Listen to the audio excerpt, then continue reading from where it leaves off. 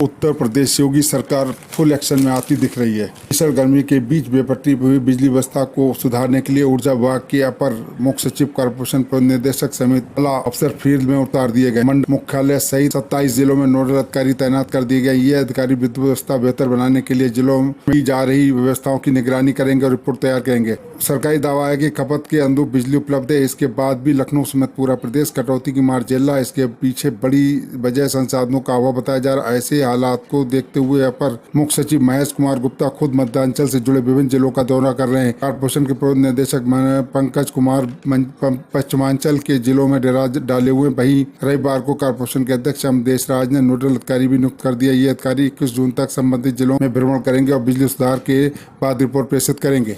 उत्तर प्रदेश परिवहन निगम में यूनियन नेताओं की वजह से बेड़ा गर्क है। अब उनको इस तबादला नीति के दायरे में लाकर सरकार ने शायद रोडवेज को चमकाने का मन बना लिया है।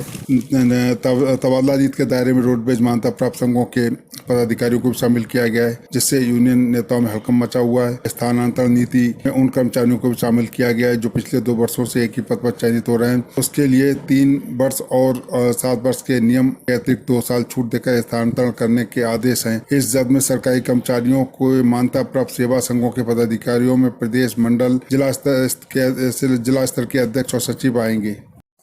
मुख्यमंत्री योगी आदित्यनाथ ने कहा कि यूपी की पहचान बदली है। विकसित राज्य की सोच के साथ आगे बढ़ा, सुरक्षा का मानक तय हुआ। यूपी जिस मार्ग पर चल रहा है वो आगे आने वाले समय में निश्चित ही देश का विकास इंजन बनेगा।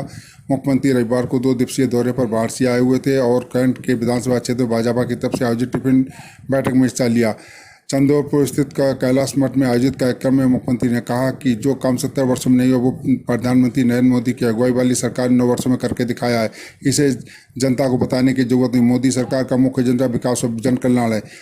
सरकार जन कल्याण के राह पर आगे बढ़ रही है। सेवा, सुशासन और संकल्प से कोई समझौता नहीं किया जा सकता। देश की दिशा और दशा दोनों बदली हैं। योगी ने कहा मोदी के नेतृत्व का परिणाम है काशी विश्वनाथ धाम कॉरिडोर, अयोध्या में भगवान श्री राम का मंदिर, केदार धाम और महाकाल मंदिर का पुनरुद्धार हुआ है। मोदी इज द बॉस के रूप में जो है आज सामने आए हैं। मुख्यमंत्री ने कहा कि उभरता भारत पीएम मोदी की देन है। हाल ही में प्रधानमंत्री ने 3 देशों की यात्रा की थी। आपने देखा होगा कि एक देश के प्रधानमंत्री ने पीएम मोदी के पैर छूकर सम्मान का भाव प्रकट किया। वहीं अमेरिका के राष्ट्रपति भारतीय नेतृत्व की मौजूदा ऑस्ट्रेलिया के प्रधानमंत्री कहते हैं कि Modi is the boss. Ukraine रूस युद्ध के दौरान भारतीय नागरिकों को भी मोदी ने बड़ी सफलता के साथ निकाला और देश के लोगों में अपनी छवि बनाई है। शाहजहांपुर के संवाददाता ने बताया कि कथावाचक आसाराम के दुष्कर्म में जेल भिजवाने वाली बिटिया के शहर में एक बार फिर गुर्गे सक्रिय हो गए। एक दिन पहले केरूगंज में किताबें बांटने वाले गुर्गों ने रविवार को व्यस्त बाजार बहादुरगंज में शरबत वितरण शिविर के बहाने आसाराम की प्रचार की किताबें बांटी। आसाराम के लोगों का शहर में जांवाड़ा होने से बिटिया के पिता चिंतित हैं। उन्होंने 2 दिन से घरों निकलना बंद कर दिया। बिटिया ने आसाराम के खिलाफ बुलंद इरादे के साथ खड़े रहकर उसे जेल भिजवाया था। वो कई साल से जेल में है, लेकिन उसके गुर्गे अपनी हरकतों से बाज नहीं आ रहे हैं।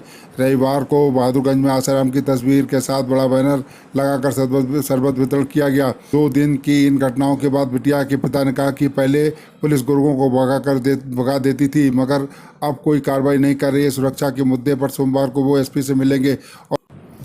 लोकसभा चुनाव की आहट तेज होने के साथ ही सपा का राजनीतिक पैंतरा को लेकर लोगों में उत्सुकता बढ़ती जा रही है। कांग्रेस से सपा के रिश्ते को लेकर भी लोग जानना चाहते हैं कि हालांकि जानकार कहना है कि यूपी में सपा कांग्रेस से समान दूरी बनाए रखते हुए अपना सफर तय करेगी। राम मनोहर लोहिया और मुलायम सिंह यादव की नसीहतें और अतीत के सबक से उसे अब इसी रणनीति पर आगे बढ़ रहे हैं। अलबत्ता जिस तरह से बीजू जनता दल ने उड़ीसा में अपनी जगह बनाई, ठीक उसी तरह सपा ने भी यूपी में अपना अंगत पांव जमाने का लक्ष्य भी लिया है। सपा ने वर्ष 2017 में विधानसभा चुनाव में कांग्रेस का साथ लिया, लेकिन फायदे की बजाय उसे नुकसान हुआ। समाजवादियों को उम्मीद थी कि कांग्रेस के साथ गठबंधन से सामान्य वर्ग को कुछ लाभ मिलेगा, लेकिन उसके नतीजे एकदम विपरीत आए। वहीं लोकसभा चुनाव में सपा ने अपने घोषणा पत्र में स्पष्ट रूप से कहा था कि देश के अधिकतर संसाधनों पर थोड़े से सामान्य वर्ग के लोग काबिज हैं। 2019 के लोकसभा चुनाव में बसपा के साथ उसके गठबंधन से भी अपेक्षित परिणाम नहीं मिले।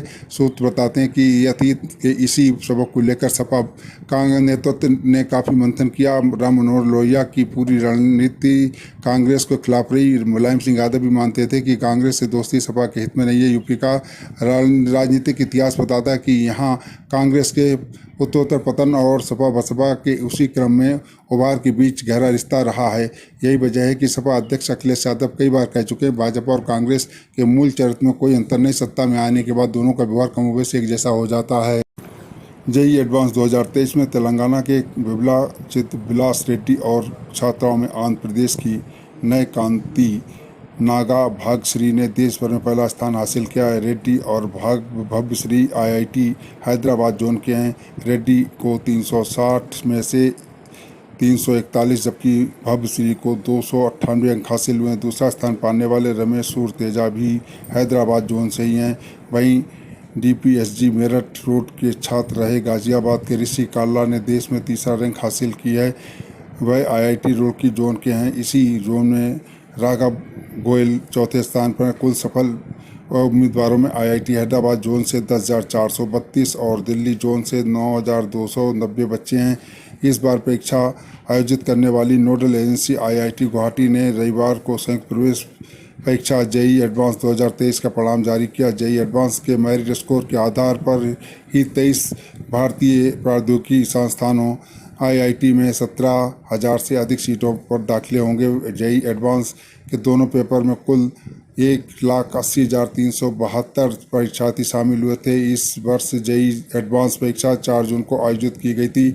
इस बार कुल 43,773 उम्मीदवार सफल हुए थे। इनमें से 7,509 लड़कियां हैं। सफल परीक्षार्थियों में 479 दिव्यांग भी शामिल हैं। इन बच्चों ने जिन्होंने अपना सफलता पाई उनके लिए सामना न्यूज़ 24 हार्दिक बधाई देती है और कामना करती है कि उनका भविष्य उज्जवल हो।